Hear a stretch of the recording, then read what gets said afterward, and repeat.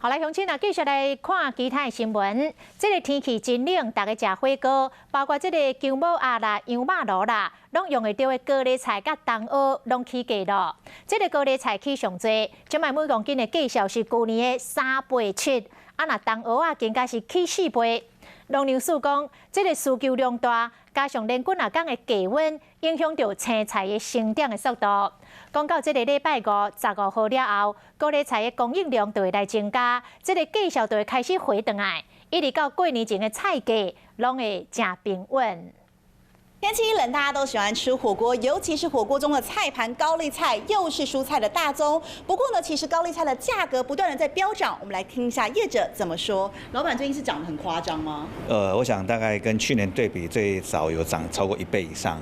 青菜价销真的是贵酸酸，天气一日冷，大家拢爱食火锅，一喙汤一喙青菜，食落腹肚底，身躯会加真烧。要么高丽菜真的是正袂负面。无论是姜母鸭，或者是羊肉炉，甚至我们的泰式火锅，高丽菜都是属于最大宗的用菜量，所以整个需求的上升也带动了它的整个上涨。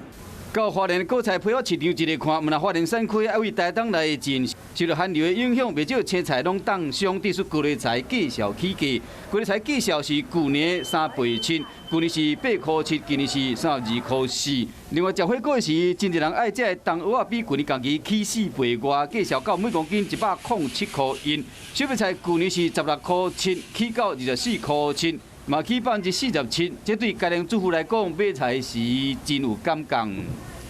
大概在50吨左右哈，那但是目前因为天气寒冷的关系，所以蔬菜量降低大概少了8到10吨。一颗200块左右。1颗200块左右。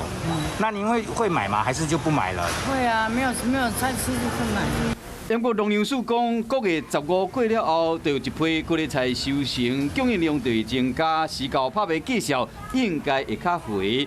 嘛希望讲过年大家拢会使放心啊采买，唔免加开钱。